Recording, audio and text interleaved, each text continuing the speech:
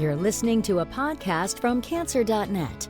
This cancer information website is produced by the American Society of Clinical Oncology, known as ASCO, the world's leading professional organization for doctors who care for people with cancer.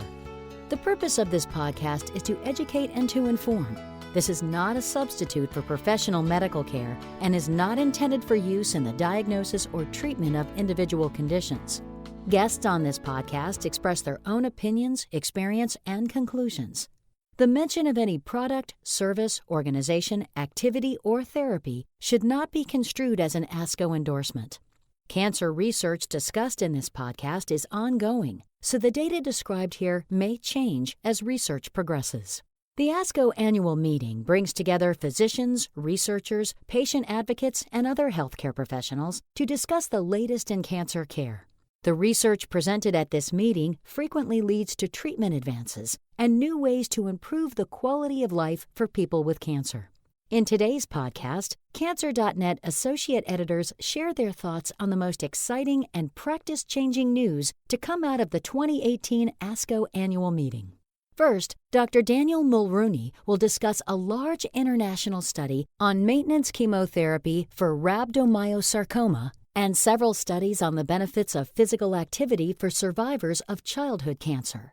Dr. Mulrooney is an associate faculty member in the Division of Cancer Survivorship at St. Jude Children's Research Hospital. He is also the Cancer.net associate editor for childhood cancers. This is Dr. Dan Mulrooney from St. Jude Children's Research Hospital. I'm the Deputy Director of the After Completion of Therapy Clinic at St. Jude and primarily care for survivors of pediatric solid tumors. During this year's annual meeting of the American Society of Clinical Oncology, a very interesting, large international study investigating maintenance treatment for rhabdomyosarcoma was highlighted during the plenary session. Maintenance chemotherapy, or prolonged low-dose chemotherapy, is used most frequently in the treatment of acute lymphoblastic leukemia, or ALL, but less so for pediatric solid tumors. In a study conducted by the European Pediatric Soft Tissue Sarcoma Study Group that included patients from 14 different countries, investigators studied adding maintenance chemotherapy to the treatment of high-risk rhabdomyosarcoma.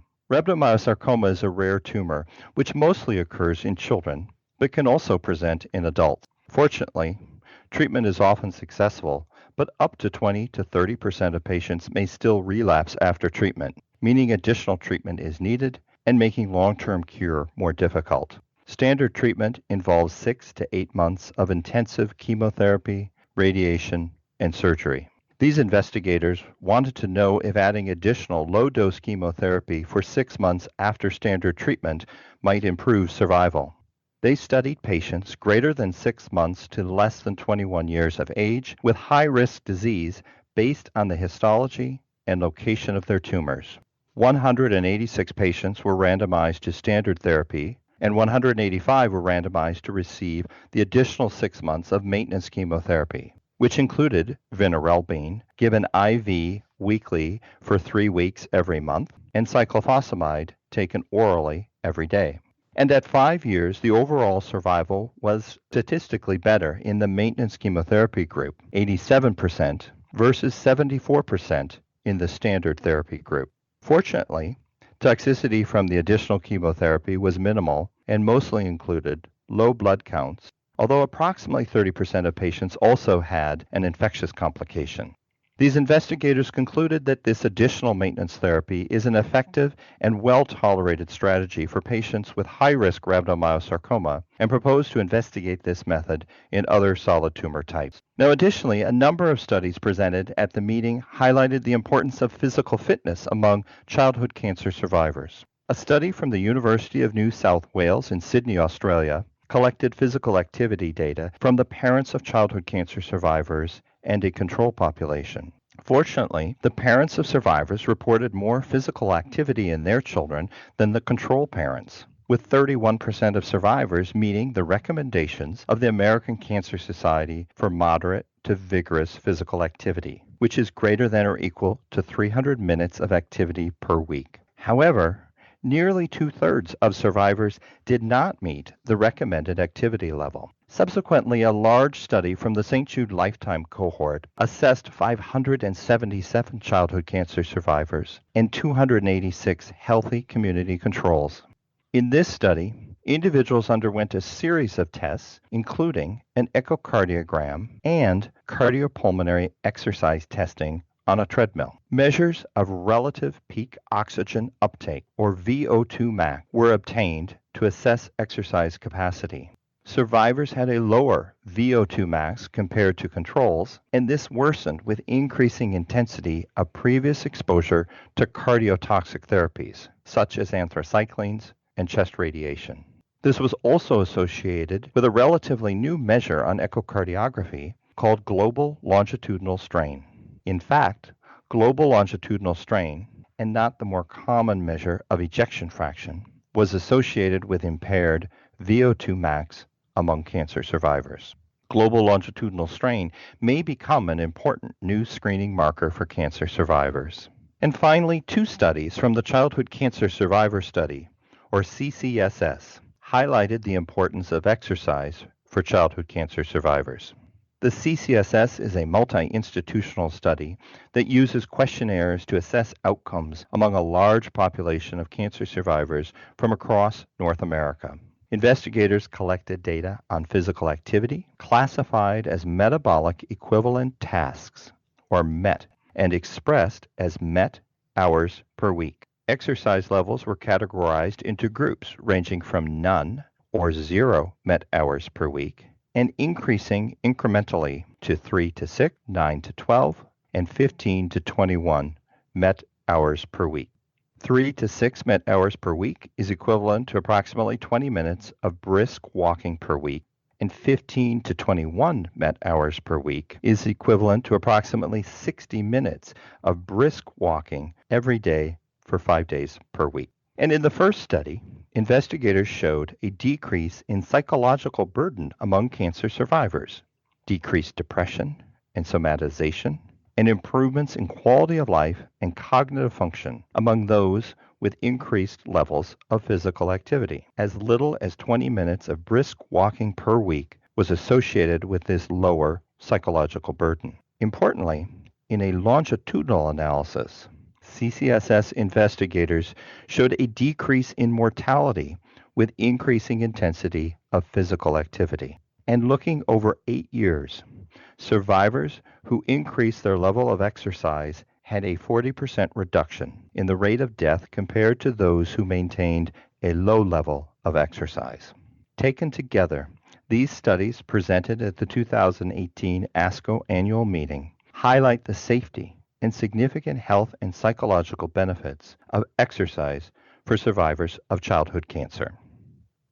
Thank you, Dr. Mulrooney. Next, Dr. Hyman Muss will discuss a study on a tool that can be used to improve communication between older adults with cancer and their doctors. Dr. Muss is a professor of medicine at the University of North Carolina School of Medicine and the director of the Geriatric Oncology Program at the University of North Carolina Lineberger Comprehensive Cancer Center Program. He is also the Cancer.net Associate Editor for Geriatric Oncology. My name is Hy Muss, and I'm a medical oncologist with a major interest in geriatric oncology. And today I'm going to talk about what I think is one of the most exciting studies I've seen in years pertaining to cancer care in older patients, an ASCO presentation by Dr. Supriya Mohili and our colleagues on a large randomized trial they did focused on improving communication of older patients with their physicians. So this was a very large PCORI-funded trial in the United States, a federally funded study for patients 70 and older with a whole variety of different cancers. And in this study, what happened were older patients were either randomized to an intervention, which included giving a questionnaire, a geriatric assessment that asked about function and all types of other issues related to other people's social support, etc. And together with that information, there were recommendations for the doctor to talk with the patient about, such as if they had poor social support, maybe get them to a senior facility, or if they had problems getting meals set up Meals on Wheels, or if they had a physical handicap, get them to physical therapy to try to overcome it. So that was all provided to the doctor, and the second group of patients just got kind of very little information sent to the doctor. And so what happened in this trial, which was extremely exciting, that they had 500 patients accrue to this. So this is a huge number of patients, and about half were given the intervention arm and half were just routine care. And it showed that the patients who went through the intervention and that information was provided to the doctor had much better communications with the doctor about their illnesses, about their cancer care. And more importantly, it led to interventions that were very helpful and that probably improved their quality of life and physical well-being, although these data were not reported in the presentation. And this is really special because the standard care arm, a lot of things were not discussed, and a lot of things that older patients have may not be related to their cancer, but are extremely important for the oncologist to know. And these are things like, how are you doing at home? Are you able to care for yourself? Do you pay your bills? Do you have good social support? Can you go to the grocery store, etc.? Also, what are your friends like? What are your family like? Do you have people interested in you that take you out and do things? And frequently those issues aren't discussed, and they're integral to the care of older people. They showed the value of the geriatric assessment, which discovers many more things than the usual questions doctor asks you in one or two sentences about your function. And more importantly, they improved care, they improved communication, and they led to interventions that made people's lives better and perhaps someday a lot longer. So I thought this was a terrific study. Dr. Moheely and her colleagues broke the glass on showing how important geriatric assessment, where we ask questions about your function, about your health, and other things that are generally not part of a routine history and physical, how important this is to improving care. So I hope you take a look at this at ASCO, at the ASCO site. It's a wonderful trial, and I think it's the beginning of many more similar trials to come. Thank you. Thank you, Dr. Muss. Next, Dr. Michael Thompson will discuss several topics in multiple myeloma that were explored at the 2018 ASCO Annual Meeting, including a discussion on the cost and value of myeloma drugs, a study that compared different doses of a treatment for relapsed refractory multiple myeloma, and several studies that explored ways to personalize myeloma treatment, also known as precision medicine. Dr. Thompson is a hematologist-oncologist and the medical director for the Early Phase Cancer Research Program and the Oncology Precision Medicine Program at Aurora Healthcare in Wisconsin. He is also the Cancer.net Associate Editor for Multiple Myeloma. Hello, I'm Mike Thompson, a hematologist-oncologist at Aurora Healthcare in Wisconsin. I'm also the Associate Editor for Cancer.net on myeloma. Today I'm going to discuss a few myeloma-related areas reported at the ASCO 2018 Annual Meeting. The first is a value debate, which was on Sunday between Mayo colleagues and friends, Dr. Fonseca and Dr. Rajkumar, who discussed question of cost and value in multiple myeloma in this session, global myeloma health disparities and the cost of drugs. They disagreed on some issues, but my take-home from their debate was that both the absolute cost of care as well as value, which is utility divided by cost, are important to our entire healthcare system as well as to patients and their families. There is no immediate changes to cost of care after that debate, but I think it's something important that we'll all be watching as new drugs are developed in the future. Another important study was the ARROW study, which was reported on by Dr. Mateos and was later published with the first author, Dr. Moreau. This was a phase 3 study of 2 different doses of carfilzomib with dexamethasone in relapsed refractory myeloma patients. There was the traditional twice-weekly dose, and there was the once-weekly dose. And the conclusions were that the once-weekly dose, with dose up to 70 milligrams per meter squared, improved progression-free survival and overall response rate, and later in the publication showed that it improved survival versus the twice-weekly dose at 27 milligrams per meter squared with similar side effect profile. So that is very good news for patients that might get that doublet therapy, have to come into the office less frequently. The caveats with that study are that this dosing was not compared to intermediate dose of 56 milligrams per meter squared, which has been widely used after that study was published a few years ago. So it's looking at the lowest dose versus the highest dose And it's also for patients with a performance status of 0 to 1, which means they're doing well. And for many of those patients, we wouldn't use a doublet therapy, we would use a triplet therapy. So that may limit the applicability in practice, at least in the United States. We also don't know that combining this KD regimen with another myeloma drug is safe or effective, so those studies are ongoing. The third topic that was of interest at ASCO 2018 was precision medicine and multiple myeloma. So there were at least 3 parts to this. One is risk stratification, and this has been going on for a while, looking at cytogenetics in fish, and the NCCN and Mayo MSMART guidelines give some guidance on how to treat based on risk. Also, there's talk about the CAR T therapies, which may be the most specific or precision type of medicine you can get, and those studies are ongoing, but not yet widely available for myeloma, but everyone is very interested in those data. Other therapies were targeted therapies, and there are not as many examples in multiple myeloma as there are in some diseases like lung cancer, but there are some alterations such as BRAF, where BRAF inhibitors are used or can be used in a few patients in myeloma that have that. And there's great excitement about the BCL2 inhibitor venetoclax for T1114, which is the most common translocation found in multiple myeloma. So those were some of the main things I took away from this ASCO meeting. We really need to think about cost and value and the impact it has on our patients. We need to think about trying to dose drugs in ways that are more convenient to patients, and in this case seem to be more beneficial. And we have to keep looking ahead to do more things with targeted therapies to see if we can get away from some of the toxicities of some of our chemotherapy agents. Coming up will be more studies over the next year for ASCO 2019. I look forward to seeing what changes between now and then.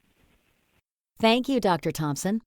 Finally, Dr. Jyothi Patel will discuss the ongoing research in targeted therapy and precision medicine for lung cancer.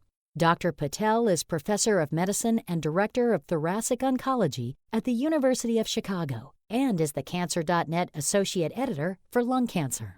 Hello, I'm Jyothi Patel. I'm the Director of Thoracic Oncology at the University of Chicago and a longtime ASCO member. And I would like to talk to you today about some of the most important research takeaways from our recent ASCO Annual Meeting. So remember, this is a meeting where about 40,000 cancer care providers come together to discuss and to present the most groundbreaking research and its impact for patients. So this is certainly a meeting that is exciting for all of us and really represents, I think, the best of what's happening in the field. I think when we look at what's happening with lung cancer, because there's so many people affected with lung cancer, in the United States, probably 200,000 people every year are diagnosed with lung cancer, we can say that we've made significant leaps forward in the past decade, and it's really changed our paradigm of how we treat patients with advanced disease. So this is disease in which systemic therapy is really the mainstay of therapy because it's not confined to the lung where we may do surgery or radiation. This is really disease that has spread and is treated as a more chronic condition. Our efforts at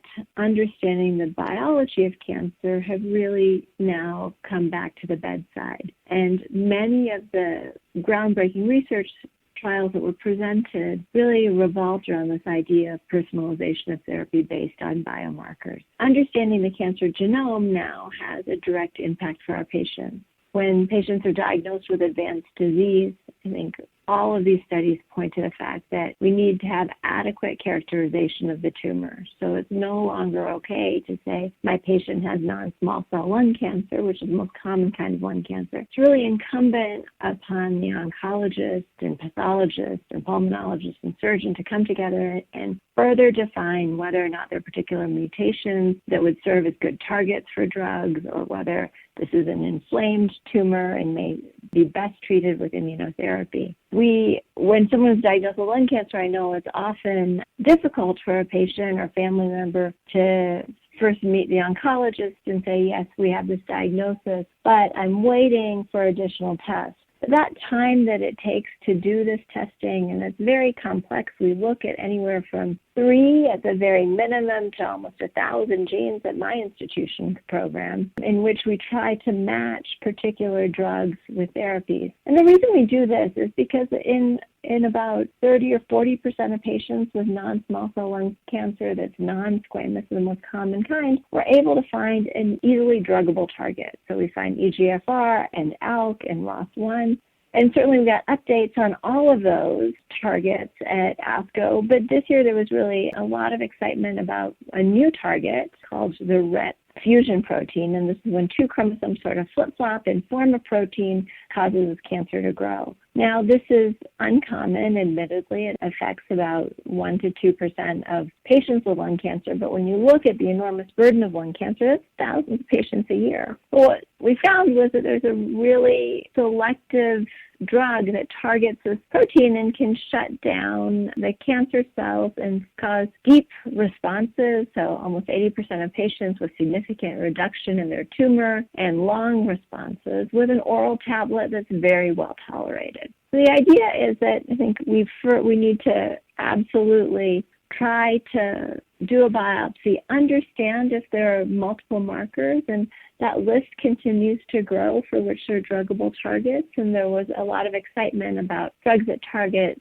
genes such as the MET exon 14 oncogene, or something that's been very elusive for some time, the EGFR exon 20 mutation. These are just single sort of base misreads in our DNA that cause the cancer to grow. But if one patient has this target and we're able to deliver a drug that causes patients to have nice responses and a return to wellness, I think that's great for all of us. Often getting the right tissue is tough because sometimes we just don't have enough tissue, and certainly we've seen considerable progress with liquid biopsies in recent years, and there's been good concordance between blood-based biopsies as well as tissue. And so our field is rapidly evolving in ways that we can bring the best drugs to the best patients. We're starting to do this with immunotherapy. There's a protein called PD-L1, which helps us assign appropriate therapy for patients. And so if someone has a high PD-L marker on their tumor, those patients may get immunotherapy alone with an expectation that they would have a nice response and durable disease control with good quality of life.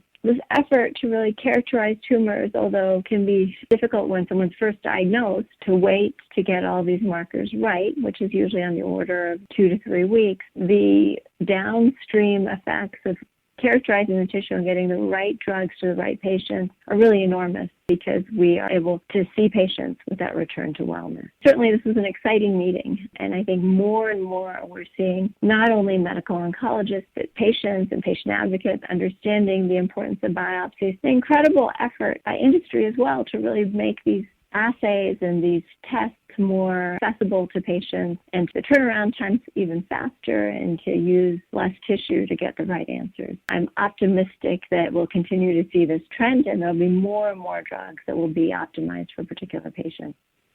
Thank you, Dr. Patel. If this podcast was useful, please take a minute to subscribe, rate, and review the show on Apple Podcasts or Google Play. To learn more about all of the science presented at the 2018 ASCO Annual Meeting, visit www.cancer.net/ASCO Annual Meeting. If you have questions about whether new research may affect your care, be sure to talk with your doctor. Cancer.net is supported by ASCO's Conquer Cancer Foundation, which funds breakthrough research for every type of cancer, helping patients everywhere. To help fund Cancer.net and programs like it, donate at conquer.org/support.